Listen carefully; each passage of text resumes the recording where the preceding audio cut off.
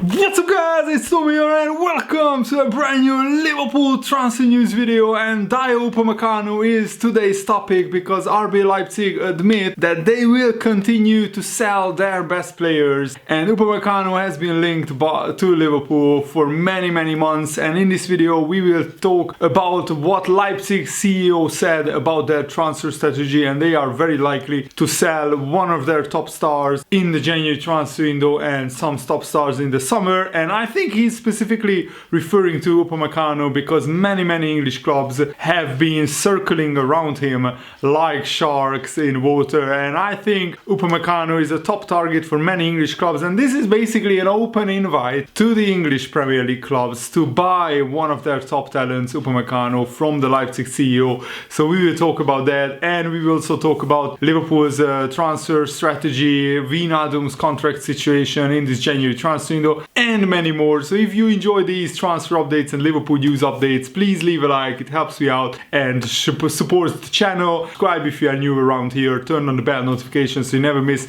the latest videos. And Liverpool of course are in the market for a centre back, and I think Upamecano would be the perfect candidate to fill the massive void of Van Dijk and Joe Gomez, who are both out injured until almost the end of the season. Liverpool need a centre back for the long run as well. We still haven't replaced Lovren, we still didn't buy a long-term future candidate for the place of Joel Matip, because I don't know if we can rely on Joel Matip anymore. He's such an injury-prone player. And this is what Leipzig CEO Oliver Mintzlaff said: we have a squad that is very rich in terms of quality, so we will sell top performers, top players again if it makes financial sense and we can cope with it from a sporting point of view. When I think of Timo Werner, we sold him to Chelsea, Matheus Cunha, we sold him to Hertha Berlin, Naby Keita, we sold him to Liverpool, and Diego Demme. We have already made a lot of money and still made progress in terms of the sporting side. Overall, we have invested a lot into our team, no question about it. But look, the current squad had a market value of less than 250 million euros when the individual players made their debut for Leipzig. And if we now take the current market value of all those players, we are at around 550 million euros. You have to take this plus of over 300 million euros into account when you talk about our investments. We are creating value with our path, and that is the strategy of Leipzig. They are not a club like Bayern Munich, which is the final destination for all their big players. They sign a young player, they develop him, and they sell him on for a profit in 1, 2, 3, 4 years, depending on each player's careers. And Liverpool of course have a very good relationship with the whole Red Bull group. From Red Bull Leipzig, we signed Naby Keita, and also we signed Takumi Minamino from Red Bull Salzburg. So I think that Liverpool, if you can come up with the money, we could actually get Upamecano right now. As I said, this is an open invitation to English clubs to pay the valuation of Upamecano, which is of course around like 40 million pounds or 40 million euros, because Upamecano has a release clause which is like that. We could tempt Leipzig into selling him for around 45 million. And yes, that's a lot of money in the middle of the pandemic to pay, but consider the effects of that. We sign a world-class centre-back who could be a very long-term option for Liverpool, and also that 45 million, if you divide that for his 5-year contract, it's not that much. It's less than 10 million pounds per season, so that's not a lot to pay for a centre-back who could be the heir to Matip or Lovren or even Virgil van Dijk when he leaves or retires from Liverpool. And I think Liverpool need at least 3 world-class centre-backs like Upamecano, Van Dijk and Joe Gomez, because in any season Joe Gomez gets an injury, but this season he got a long-term injury, and we need to rotate at the back sometimes even without injuries. Look at Manchester City, they have Ruben Dias, they have John Stones, they have Laporte, and they have other players. Fernandinho can play as centre-back. and they have Eric Garcia. So Man City also have 3 very, very good borderline world-class centre-backs. So I think Liverpool should follow the stream strategy. And Upamecano himself has opened the door to a possible exit from Leipzig. He said this to a French TV channel in September. For the moment, I am with Leipzig, but it is true that I was able to talk with certain clubs. As I said, for now, I'm focused on Leipzig and I will continue to play for Leipzig. And then we will see. You never know what can happen in a football season. You never know the future. So I think that Upamecano won't rule out transfer right now to any club, and they basically opened the door. So I think it's up to Liverpool to come up with some kind of a financial package that would tempt Leipzig into selling, and that would, of course, Upamecano, I think he would jump at the chance to sign for Liverpool. And Sky Sports News are reporting that Wijnaldum wants to be paid what he's worth according to him, and Liverpool are not willing to pay that contract right now.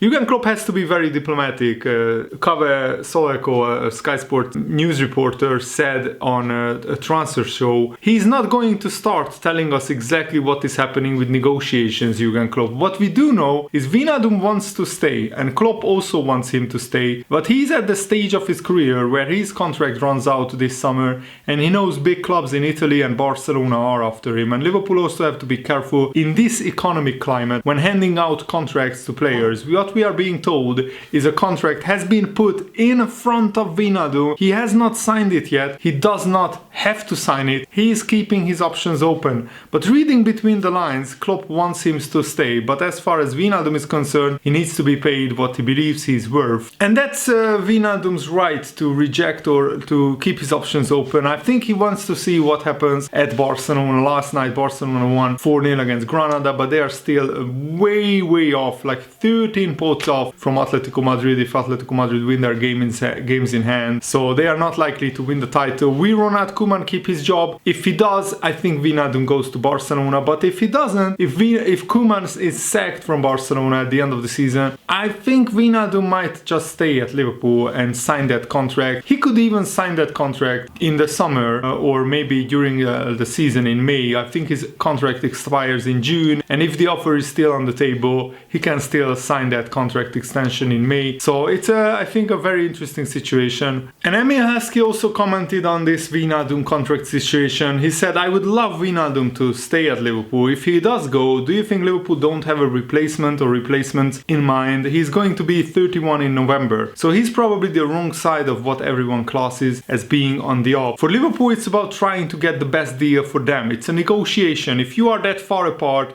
then it won't happen. If you are close, then something could possibly happen. You are going to play for a manager that you already know, you know what they are capable of doing, and they will have sold you a project. I'm pretty sure he will have spoken to that manager and they will have sold the project they are building. They will have looked at a 5 or 10 year project and he will have said, yes, I can be part of this. And no, I don't want to be part of it because it doesn't look solid enough. When they come calling, it's hard to turn them down. They are the biggest clubs in the world with the biggest fan bases. It will be interesting to see if he takes that up. He's obviously talking about Barcelona, but right now Barcelona are in a worse position than Liverpool. Liverpool are still top of the Premier League. Yes, I know only on goal difference, Man United have a game in hand, but still, I think Wijnaldum wants probably his last big contract, and if he can't get that at Liverpool, he could get that at Barcelona. But I think he's already loaded. He already has no financial problems whatsoever. Even his grandchildren probably won't have any financial problems if he's managing his money sensibly and if he's not gambling it away. So I think Wijnaldum should look at the sporting aspect. Do you want to stay at Liverpool, cement your legacy and as a Liverpool legend, win more trophies this season and in the next 3 seasons? And do you want to go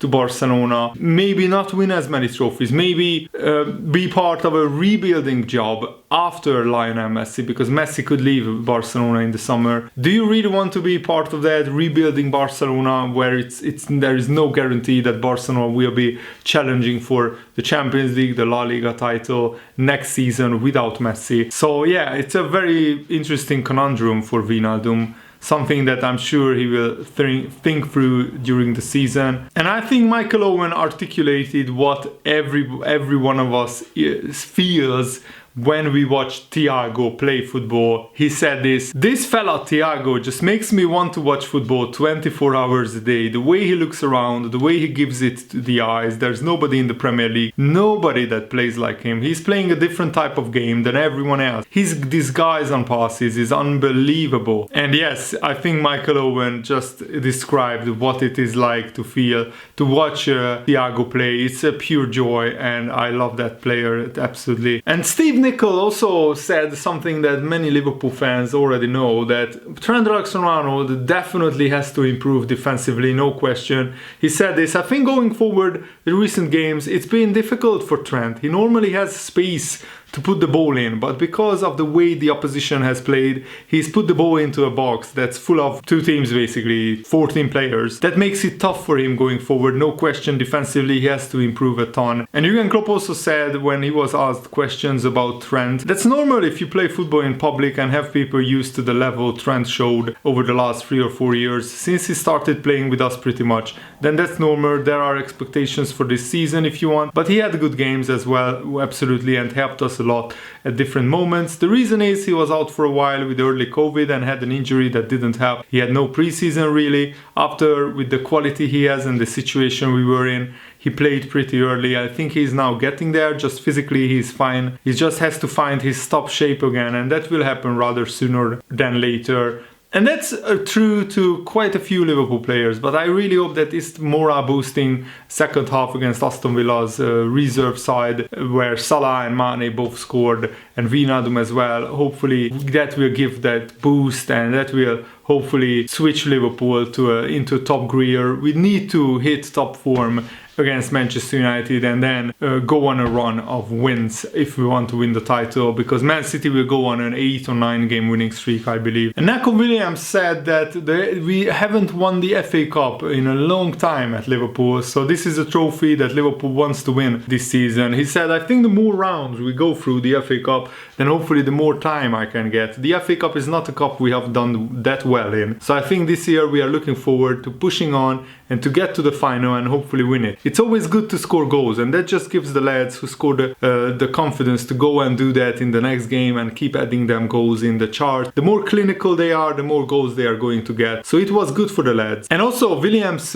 paid tribute to Villa's young players. I think if I was a young lad or I hadn't yet made my debut, the first thing I would want to do is make an impression, give everything that I've got. And to be fair to their lad, they did what they were told to do and they gave us a good game. In the first half I thought they defended very well, but in the second half you could see they were tired and starting to get fatigued, and that's where we started to dominate the game. When we went in at halftime, we said to ourselves, we need to be more clinical, we need to finish these chances off. Luckily the lads took their chances and we were clinical in the second half and put the chances away. And Wijnaldum also said that Liverpool want to win the FA Cup this season. We haven't won it recently. We said at the beginning of the season we want to play for everything. Of course it's difficult to play everything with your strongest team, because during the season you play so many games, especially now, and you have to rotate a lot. But I think we did well against Villa, and hopefully we can do well in the next round, because this is a competition we also want to win. We have won a lot, but the FA Cup we haven't won, so we want to do it. And Wijnaldum also expected that there was a different challenge for Liverpool against Aston Villa's youngsters. It's a really difficult match to play, because everyone from outside just expects us to win the game with a lot of goals. That's not that easy, and also because you are playing against a team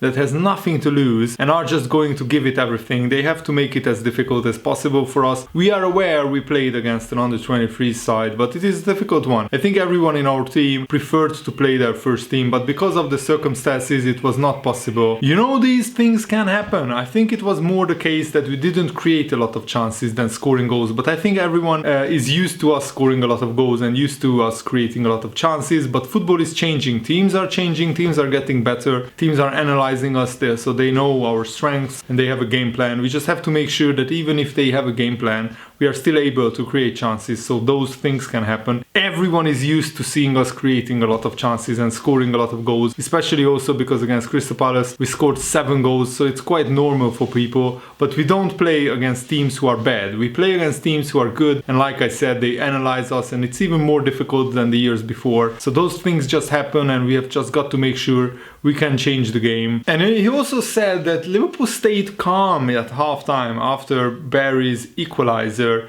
We said we shouldn't go crazy and shouldn't lose confidence, because for the first half an hour we actually did quite well, created chances, but we didn't score them. After that the counter press was not that good, so I think it was a deserved goal from them because we didn't defend it well. That's what you get in football, because when you don't defend well, then the other team, especially with their quality, can create chances, and that's what happened, and they scored a goal. There's a lot of things that can happen against any team, so that's what we said at halftime, and we just changed a few things around. And I think Liverpool did very, very well in the second half. And yes, we probably were expected to win the game by at least 3 goals, but considering Liverpool's poor form, that was a very, very important to score goals in the second half and to really put that game to bed. But now let's turn our attention to the Manchester United game in the Premier League, because Liverpool have now gone 262 minutes without scoring a goal in the Premier League, and prior to the last 3 games they were averaging a goal every 34 minutes. So that is a huge like nosedive in our goal scoring form. And I think Liverpool have to score a goal against Manchester United, because if we lose our unbeaten run at Anfield, and if Man United go to Anfield and win that game,